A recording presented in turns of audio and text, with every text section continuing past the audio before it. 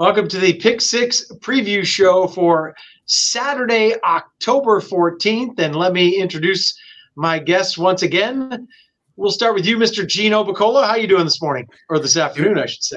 Yeah, and today is Friday the 13th. Do you have any spooky superstitions or anything like that? I'm not really that superstitious. I mean, I think as horse players, we're all like generally superstitious, but I don't have anything like weird with my socks or like a lucky penny in that type of thing. But I do like the scary time of the year. So I'm excited for the next few weeks for Halloween and leading into the Breeders' Cup, which is just a few weeks away, Chappie. So these are important weeks coming up. We also have free opportunities every Saturday and Sunday with the Pick'em contest. If you're not playing these things every Saturday, Sunday, why not?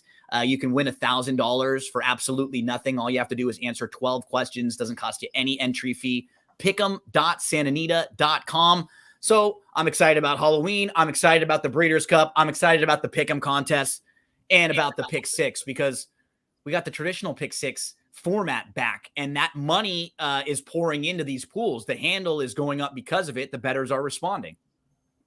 Yeah, no question. And we'll bring in Seminar Skip, the Pick Six traditional. We are all happy to have that back with the dollar increments, and it's been a big hit so far. And in a second, we will be taking a look at that, Skip. Yes. Yeah, I'm so happy that they went this way. I love the dollar, Pick Six. Breeders' Cup, like Gino said, is a few weeks away. And, us as horse players, that's our Super Bowl. That's our big weekend. And now they do it Friday and Saturday. They split into 2 days a while back. And looking so forward to that. So we need to make some money until we get to the Breeders' Cup. So let's hit that Pick Six tomorrow.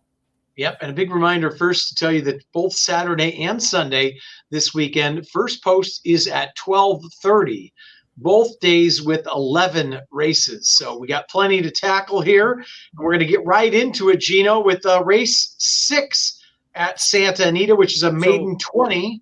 Going 5.5 furlongs to start off the Pick Six. What are your thoughts here in a nice full field of 10? You normally don't see this, but so Chaos Reigns, the number 3. Who's your favorite, right? I'm just giving you some information, not necessarily telling you to line up and bet this horse, but he is coming out of a race on September the 4th. There have been 6 next out winners out of a maiden 20 race, which is just crazy. Normally, if you see an ultra key race like that, it's like a maiden special weight race, right? Or it's a higher level race where you have a bunch of lightly raced horses and they all step up. Normally, when you have a bunch of horses that are at the lowest level, they're not all winning their next race, but there was another horse that won today out of that race at Gulfstream Park. And it was funny because Mike Welsh from the DRF tweeted about it, and I was just looking at that as we were getting ready for this race with Chaos Reigns. So he could be the 7th horse to win out of that race next time out, which is just unbelievable for that low level of a race. I think he's like the measuring stick in the race for me. The blinkers coming on. I think he should be there. There's 2 horses that are a little bit intriguing that are on my radar. The 2, Gabby's on Holiday. This horse hasn't raced since June of last year, but we're talking about a bottom level for a horse who's taking a big drop down in class.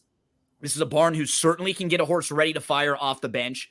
This horse has 4 siblings to race.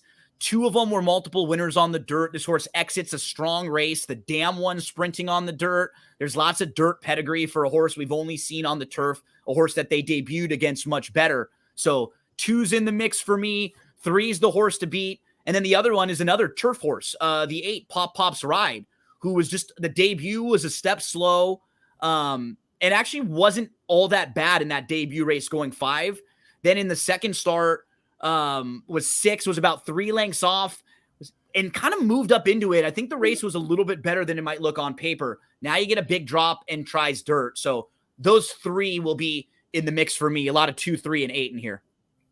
I thought this was a pretty tough race, Skip. And I guess the name Chaos Reigns fits for that horse coming out of a race with 6 next out winners. Like you said, Gino, and a maiden 20 is almost unbelievable. That is unheard of. So, Skip, is that in the mix for you, or where were you looking?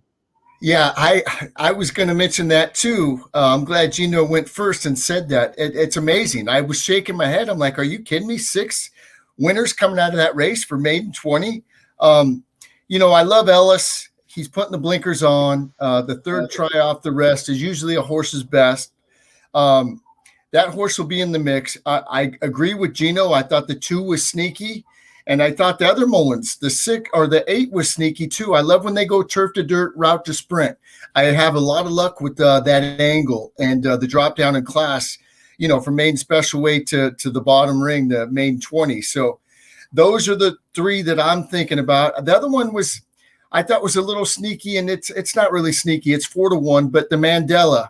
Mandela's been having a great meet. This kid's been riding good. They drop it from 50 off the break down to 20. I don't know. If I used another horse, it would be the 7. But I'm 3, maybe a single on one ticket. Then on another ticket, I'll definitely use the 2, the 7, and the 8. But I thought that's where the race was. And the 3, coming out of that race with the blinkers on, that horse will probably be very tough to beat in here. Yeah, just some of these horses that we talk about, like we'll just take the 7, for instance, horses coming off a 1.5-year layoff. They can almost afford to put it in for 20. If it has any talent at all, it completely fits in here, which is the bottom level. And you got a trainer like Mandela having a terrific meet. So kind of worth the use. These bottom levels are tough. And one question before we move on, Gino, sometimes you see a horse that's for whatever. What's kind of the ceiling for you when you say no more for me? I know it's once it gets around double digits is really where you start really taking a notice, right? Like 10, 11, where you're like, and then when it gets up to 15 and above, like then it's just hard for me. Right. I think on principle, a lot of the times now it's not all levels, right? Horses can come from different tracks and they can be 0 for 10 and still take a big drop in class somewhere. And then they might be a little bit more playable. But yeah, and always price dictates, right? If you have a horse that's 0 for 15, but maybe they have a little speed and they finally catch a race where there's not a lot of speed, but the horse is 8 or 10-1, then I'm okay using them. Right. But if that horse is like always 2-1 or less and they always shorten up, then I would just rather go elsewhere, right? Like you can find other 5-2 shots or 2-1 shots that you like better anywhere on the card, any day of the week. No question about it. And go ahead, Skip. Chappie, it amazes me because some of those, like you say, that are 0 for 15, 0 for 16, and they still get bet 5-2, 2-1, 3-1. And it's like, are you kidding me? I mean, it's just crazy that people still keep going after those horses. Now, to me, that just is a pack animal. That horse just doesn't have that fighting, that winning spirit. It just wants to run in company, but it doesn't have that winning spirit. And I love when I see those horses at 5-2, 2-1, 3-1, because I'm always against those. Right. Yeah. I mean, it's one thing, they've had several chances, maybe at the maiden special weight. Then you see a couple chances at maiden 50, and then it's their first or second time in for maiden 20.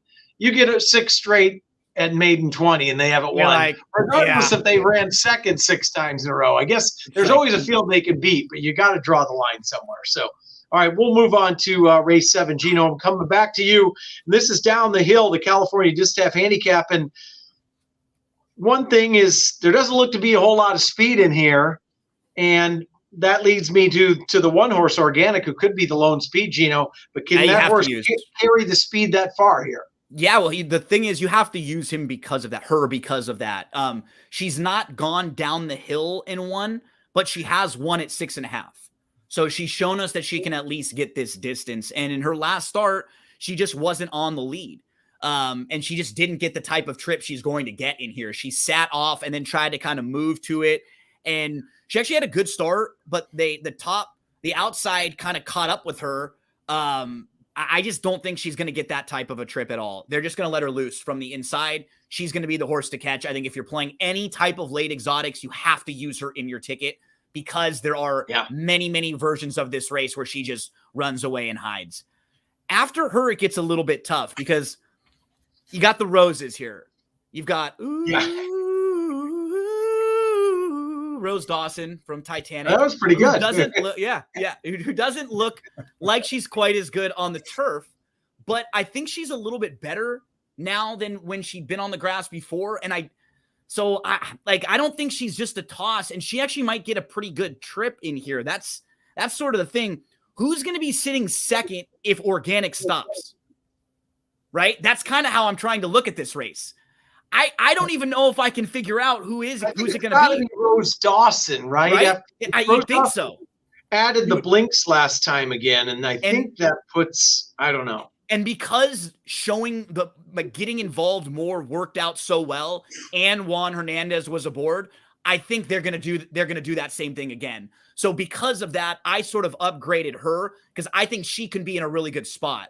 So my heart will go on, Chappie, with Rose Dawson, and I'll be using 1 and 5 all over. I probably have 1 and then the Roses, because Rose Maddox has better overall turf form, but this might be a tad short for her. I don't know if it's going to play out the way she may need it to get the off the pace trip in a small field where there's not all that much early speed. So I'm leaning with 1 and 5 as sort of my top tier as horses I need in my pick 6 and any type of late exotics. Skip? The one I think could be very sneaky, very tough. Obviously, the only speed of the race.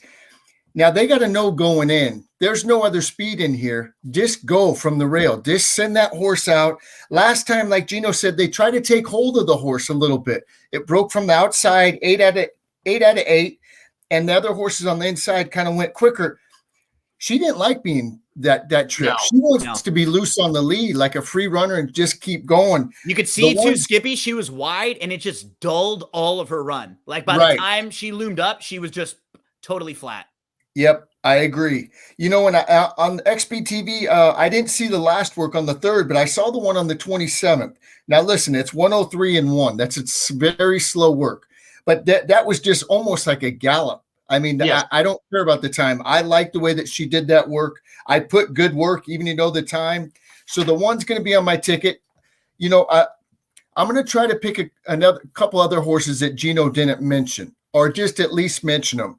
One of them is the 3.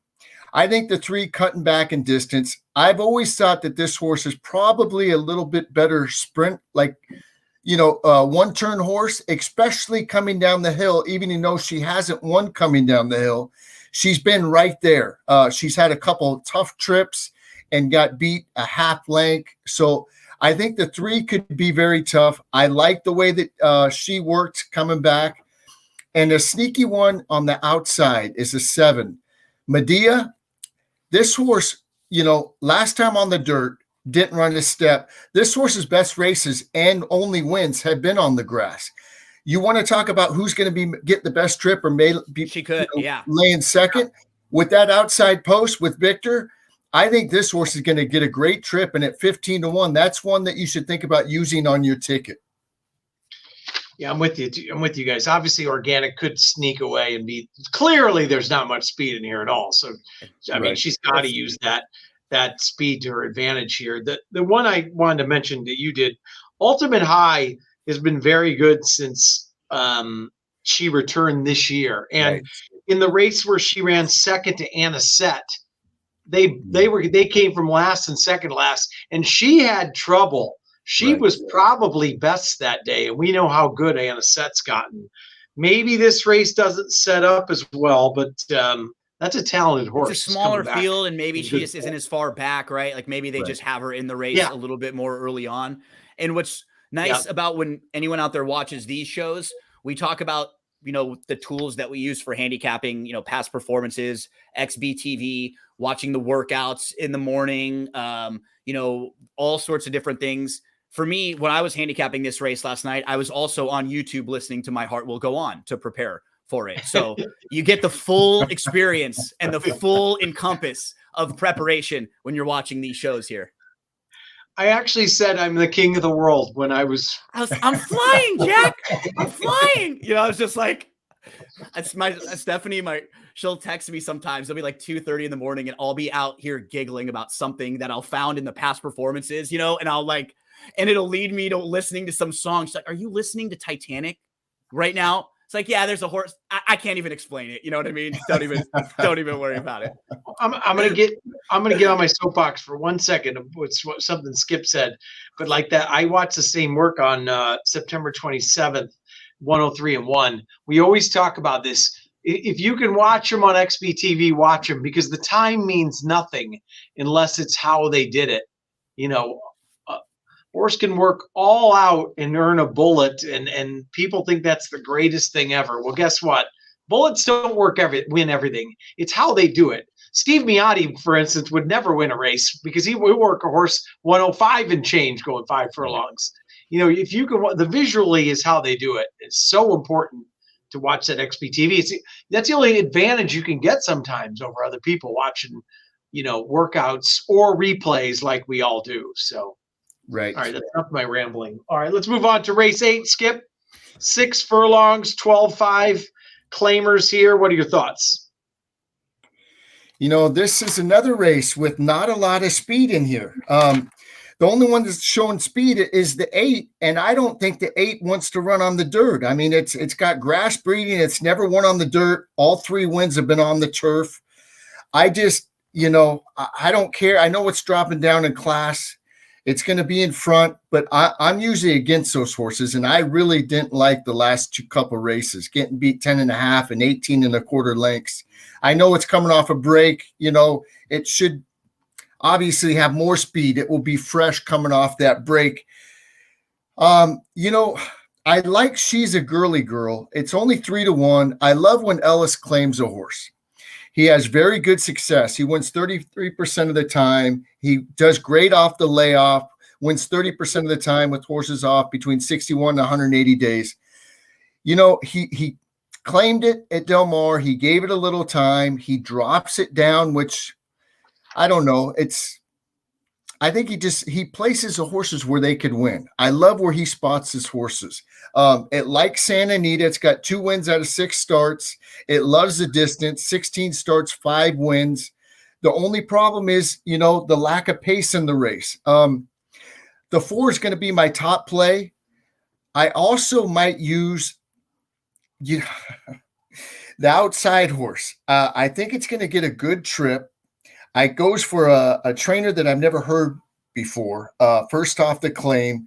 I know that last race was at Los Al, but it did run. It got beat 3/4 of a length. The time before that for 20, it didn't run bad at Del Mar. And there was a prime example where turf to dirt route to sprint. 3 back, it was going 1 mile and 1/16 on the grass. They dropped it down in class. Turf to dirt route to sprint, ran good, didn't win the race, but it ran good at 14-1. That was the angle that I really like. So I'm going to use 4 and 10 for sure. I mean, I guess I got to use the 8 just because there's no other pace in the race. I'd hate to get beat by that horse. But and Skippy, let me tell you a little bit why I kind of kept gravitating back towards the 8 in particular too. This horse in particular, she has done her best work fresh. So if you look at the races that she's won, she won her U.S. debut off a 6-month break. Her second win, she had basically 2 months in between starts. Her last win, she was off for 3 months. So all 3 of her wins have been win fresh too. That's sort of why I upgraded her. Just like you were saying, there's not much other speed. I don't really know how good she is, but she's going to get, if she gets out of the gate here, she's going to be in front.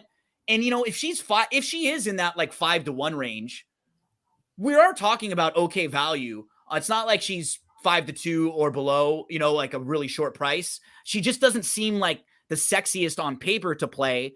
And even when you dig into the barn a little bit, the last 5 years, they have one with 2 of the last 24 off a plus 180 day layoff. You might look down and see it's 0 for 12 when you expand that a little bit. They are capable of winning with the horse like this off the layoff. So the barn can win. This horse has shown it. There's no other speed in here. I'm going to try to get out of this race with 3 and 8, I think. The 4 would be the other horse I look to. I think A New Piece is just really, really consistent and fits very well in this group. You just look at the last 6 races. The only one that's not good is going long on the turf in a race where the top 2 finishers were 1-2 all the way around, and it was a merry-go-round race. You got caught behind.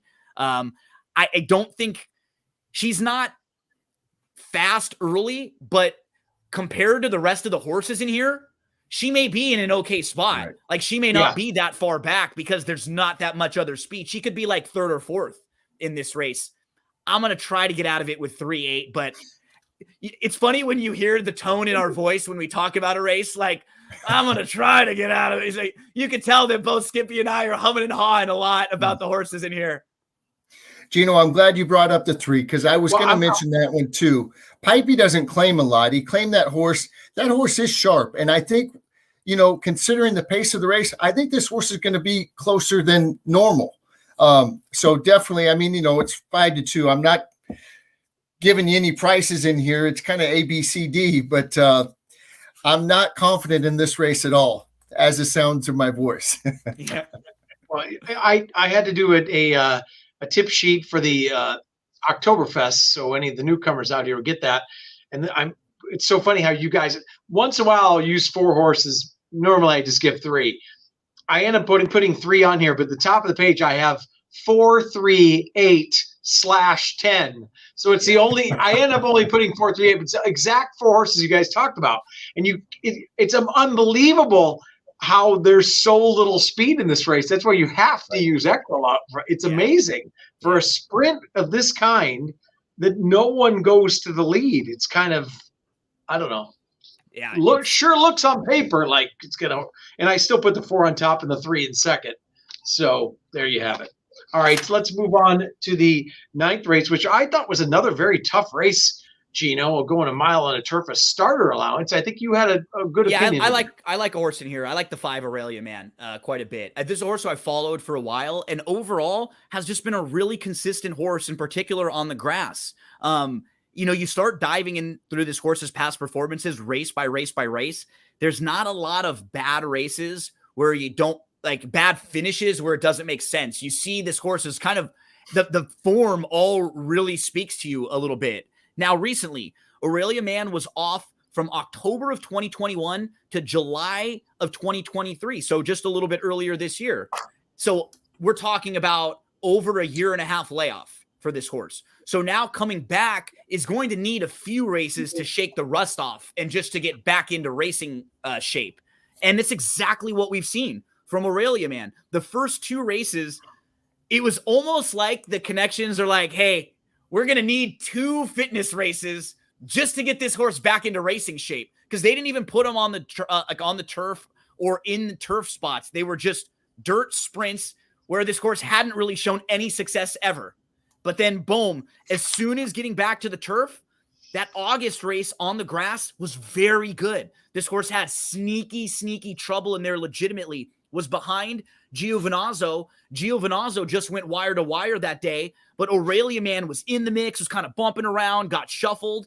And then what I love, last time out, they were even a little more aggressive. They wanted to make sure this horse was sitting in a good spot, was down on the inside, was saving ground, just settled forth, always traveled well, angled around, kind of determined to get by, and then geared down in the end. Like, very, very nice win. And Gino, they took the blinkers off the last time, which the horse won with before the break, which that was a difference maker too, I think. It just feels like this is a horse who was off, has come back, has had a couple races to build that fitness and that stamina back up, and now I think is just really trending in the right direction. I mean, this is a 5-year-old horse who's still very lightly raced because of that big gap in his career. He may still have some more upside in here. And, so I think he's definitely in the mix. I see... And I'm looking at Giovinazzo, who will probably have to deal with Big Coop, who's fresh off a long layoff, with Mastermind, who's also going to be showing some speed, stretching out from sprints. I could see maybe 1 or 2 others who have shown the ability to have speed, like the one, Mark's Hip, stretching out from the inside. Got to figure that's a pace factor. I think it sets up really well for Aurelia Man in here. 5 is the top selection for me. The other horse that's going to be all over the place for me is the 3 Mo Rewards, whose turf form at first glance, you look down, a lot of people will go 0 for 6 on the grass. Maybe this horse isn't a turf horse. Those are against better. And there have been some competitive races that would fit really well with this group. So the 5 is the top selection for me. I'll use the 3 Mo Rewards in the mix in a lot of places as well. Yeah, I'm kind of with you on a couple of those. And I thought the 9 was a little bit interesting coming from up north. Not a big win machine, but has run some competitive numbers. And the 7 Skip is very interesting just because that horse hasn't run since November of 2021. And yet, as a 5-year-old comes back and is protected, which I think is very interesting. And the horse likes to win races. So I think that was an interesting one in the mix here, Skip. Yeah, I agree. I did watch one of the works, and I wasn't real sold on it. I'm going to pass on Big Coop, the 7. I agree with what Gino says with the 5. My top play is the 3. It goes from a trainer that wins at 5% to Jeff Mullins. He puts Rispoli on the horse. I mean, the horse has got to be live. They got to think. I know on the grass it's 0 for 6. I threw that out. I don't care. This horse is bred for the grass. It shouldn't have a problem. I watched the work on the 4th of September. I liked it the way that it worked. It's got a turfy stride on him. So I like the 3 the best. I think the trainer changed to Mullins, Rispoli on it. 3's my top play. I'm going 3. I'm going to use the 5, and I think I'm going to use the 4 also. The 4's got speed. It looks like there's a lot of pace in the race. I think this horse could sit, though. So I'm going to go 3, 4, 5 with the 3 being my top play. By the way, Skip, the last work on XBTV on the 4 was very nice. I don't know if you caught that or not on October 7th. Yes.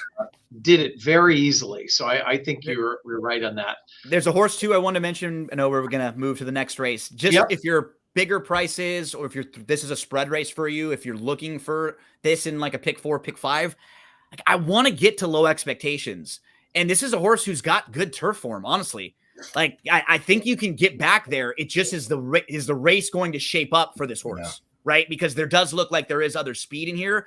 Can he sit off a little bit? His last couple races have actually been in tough spots on the dirt. I mean, look at his last 4 straight races. He ran into Practical Move. He was in the Santa Anita Derby. He was overmatched in the last few, but get back to the grass, and that grass form is not bad, even against maiden specials and a little bit tougher. I just don't know if he gets the trip, but at least an under type horse who could maybe outrun their odds. All right, let's move on to race 10. We've got a couple races to go here in the pick 6 sequence. And Gina, we'll go back to you. We're going a mile on the dirt, and a tough little field of 9. Excuse me. Yeah. And I thought some interesting prices here. What are your thoughts? Yeah. I think I'm going to try to get out of this race short again with just a couple. The horse who I really start to get back to and look at, I think fits well is Ghazali. He really does seem like he's a great fit in here. I think people may shy off him a tad because he did spit out a lead last time out. He opened up a couple lengths. I didn't think that he was stopping. I still thought he finished pretty well. I thought it was a good effort. And he's a horse where you kind of dive into his form. He's a 5-year-old. He has 10 career races, and 6 of them have been in the money. And the other ones are like legitimate tosses. You've got a turf race you can just eliminate. You've got a race going 1.5 miles you can just eliminate. And then the other 2 bad races were right before and right after almost a 1.5 year layoff. So now all of a sudden, they're the 4 races that don't make sense, or the 4 races that take off of his form. Everything else is really, really good. I think in this spot as an allowance horse, sitting a trip from the inside, there should be no excuses for him today. He should have every opportunity against this field to give as good of an effort as he's got. I'm going to throw in him in the 4, Arrow the Great, because I like what we saw from Arrow the Great on the lead last time out, but he's also got the ability to come from off the pace, and he's shown a little versatility. He's now going to go 3rd start off the long layoff, so the 3rd start of his form cycle, and he defeated a horse who came right back to win their next start with an 88 Beyer speed figure, so that race has already come back productive. I'm going to try to use a lot of 1s and 4s in here. There are some other major players, but I'm going to try to shorten up with those 2 here, maybe get a little separation in some of the other. Skipper? I'm going to single the 1. Everything that Gino said, I like. I love the win that it was at Santa Anita, 2nd off the break. And then it goes on the grass. Didn't run too bad on the grass. I mean, it got beat 4 1/4. Then the 1.5 miles was too long. Then it came back, and it had a little wide trip. It was out there 3, 4 wide the whole way around. I thought the jock maybe moved a little early, but, I thought he probably thought he was home. He made that move on the turn, and he just got Pete. That horse of O'Neill's, 2 Rivers Over, ran really good that day. I think this horse is going to get a great trip from the rail. This is going to be my single on my ticket. I think Drawn Inside has the win over the track, came back to work well. Vladimir Seren's been on fire since Del Mar. Hector Barrios was on a couple other in here, and he chose, or one other, and he chose to ride the one, or I think he did. I'm going to take the one and try to get out of this race with a single. I'm kind of spreading a little bit here. I'm kind of all over the place. So who did you like that we didn't mention? That we talked a lot of Ghazali, a lot of four. I'll give you a couple of them. The Clouseau, the 8, third off the layoff. If we're going strictly on works, go to September 17th and watch that work on XBTV, and it is with Practical Move. And you're just putting a line through his last race because he had legitimate trouble. He was sort of bumping around before the start. Right. So Correct. don't even pay attention to his last race. 2 Love starts Santa back. Anita. He's chasing Buzz, who's a really fast horse who's tough to chase there too. And Kangaroo Court. Yep. And the work was phenomenal on the 17th. And I think that horse is interesting. I do like the one quite a bit. I give a look to the 2 Ever a Rebel, and I think this horse can sit just off the lead. And that was another horse on September 30th who worked with Newgrange and worked very well. And then the 9 Stamp My Passport. I needed 2 back for God knows how much money, and then came back and won for fun last time. So I should be against that horse, but I think that horse has got talent and just is improving. So I'm actually 4 or 5 deep here. It is tough. Like we have Skippy and I have stronger opinions, but it is a contentious race because like the Smart Mo nobody mentioned, but that debut race was very good, and the horse gets back to Santa Anita. Like if Smart Mo showed anything comparable to that debut race, could sit a really nice trip and run well in here. You pointed out Ever a Rebel. All you got to do is toss those last 2 races. Let's say maybe the turf race, they didn't want to run on the grass, and then last time out just completely missed the break, and you can excuse that, right? I drew a line through them both. Yeah. Right. And it's hard as gamblers sometimes to do that, but you got to, because every race is individual, right? Like I'm a Dodger fan. Every season is individual, right? We start combining them together now. Oh, all these playoff mistakes. But this year, the reason why they lost in the playoffs was different than the reason last year, right? You got to take everyone individual. And like when a horse, like we were talking about the maidens that are 0 for 15, 0 for 20, once you get to that point, maybe you can take overall an assessment and say, this horse doesn't want to pass horses, or, this horse doesn't have that. But sometimes you win 1 or 2 races in a career. That's it, right? And you don't take anything from all the other losses. You just need the right type of circumstances to win a race. And I think that could be the case for many horses in this field. Skippy and I will be strong, though, with the 1 Ghazali. I'll throw in a little Arrow the Great.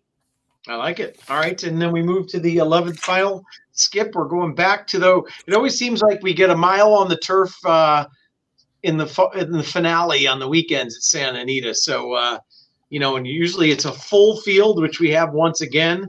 What are your thoughts here to close it out? My top play is going to be the 8.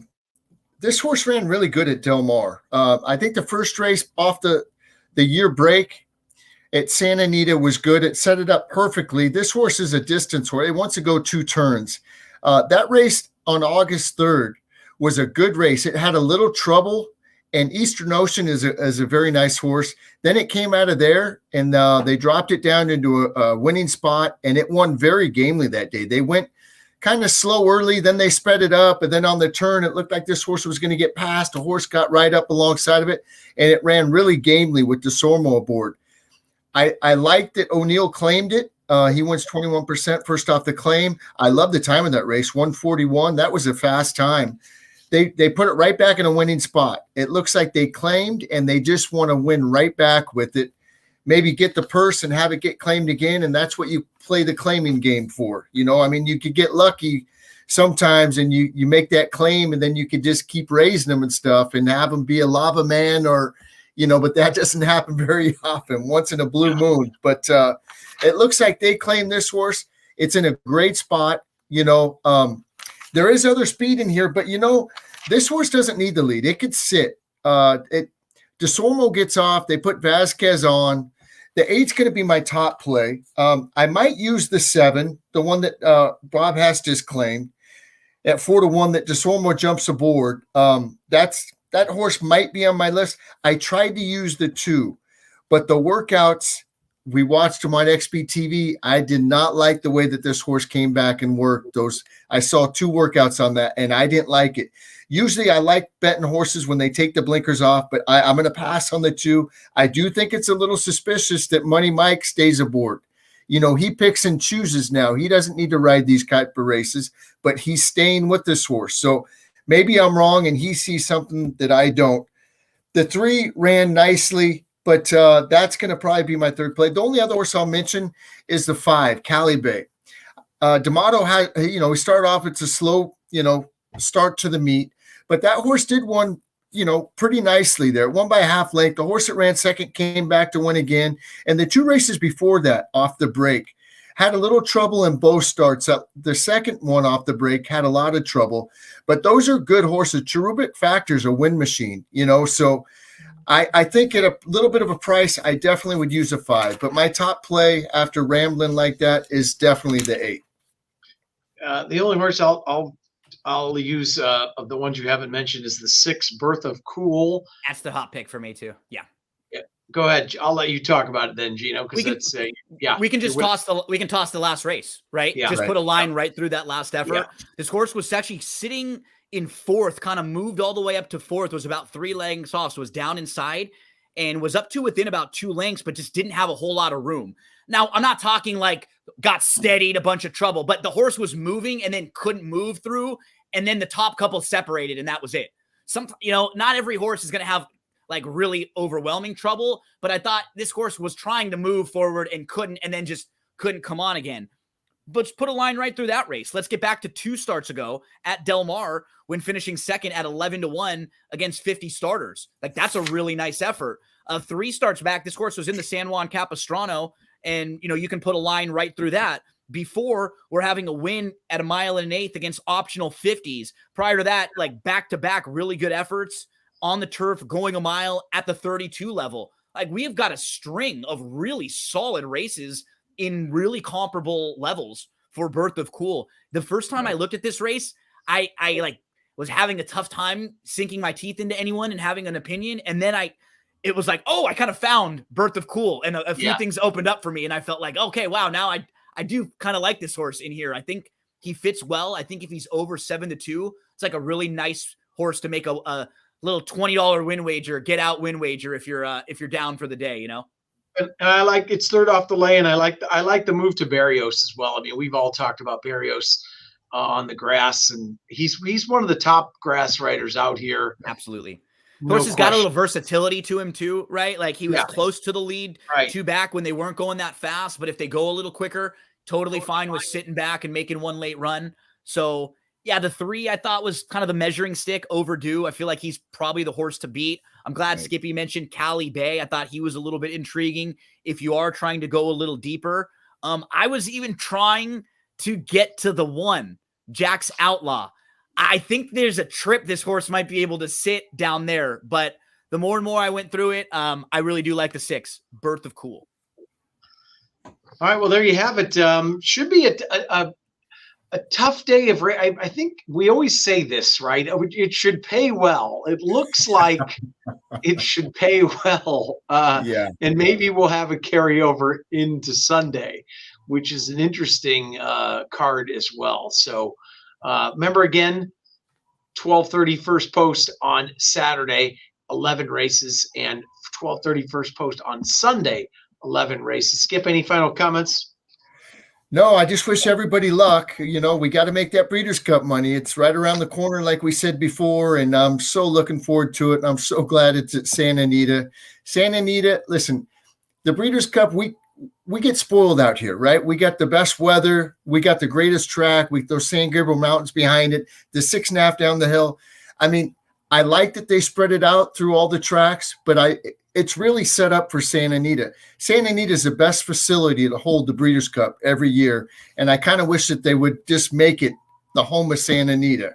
but that's just me because I'm about 2 minutes away from Santa Anita. But I love it. I mean, the infield, the grandstands. I tell you what, one of my last memory, I mean, just like the good old days when Zenyatta ran and the Breeders' Cup Classic, beating the boys, and she broke way back and looked like she had no shot, and Trevor's call, and just the grandstands were packed all the way to the top. There wasn't an empty seat in that house, and just electricity. I mean, it just brought such good memories, and I just wish the Breeders' Cup was here all the time. So sorry I was rambling, but Santa Anita hopefully should be home with the Breeders' Cup. That was quite a long ramble for no comment. It was. I started getting goosebumps thinking about that call and the way that she won. And how much do we miss seeing Zenyatta on the track? Oh, man. Unbelievable. And hopefully this year we'll have another star, Gino. Yeah, and Yeah. I'm excited. I don't make very many appearances out at the track. I have a nice, comfortable abode where I'm usually just sitting around firing, but I'll be doing some work for DRF this year. So I'll be out probably the whole week leading up for a lot of the stuff in the mornings and doing a lot of stuff. I'm looking forward to that. And anytime there's racing from Santa Anita out there, every day I always will post a video, some analysis. If you see them, I go through the DRF past performances. I'll show some replays and stuff. So if you ever are playing the races from Santa Anita, stop on over by my social media. I probably have posted a video or it's a segment on the podcast. Right now I'm covering Santa Anita every day they race, Woodbine every day they race, and then whatever else is big from Keeneland, from Aqueduct out there. So looking forward to another fun weekend. One more plug for those pick'em contests, pick'em.santanita.com. Easiest way to make $1,000 because it doesn't cost you anything. You can do it each and every week. And I won. My buddy Eric won one of these last time. He got the 1,000. He was like, dude, you just told me about this thing. I got $1,000 out of it. So yeah. Free is the best way to build your bankroll, Chappie. No doubt. All right. We will see you tomorrow morning on the Morning Line Sports Show at 8 a.m. Pacific time. And then we'll see you here at the races at the Great Race Place. Good luck, everybody. Gentlemen, thank you much. Talk to you in the morning.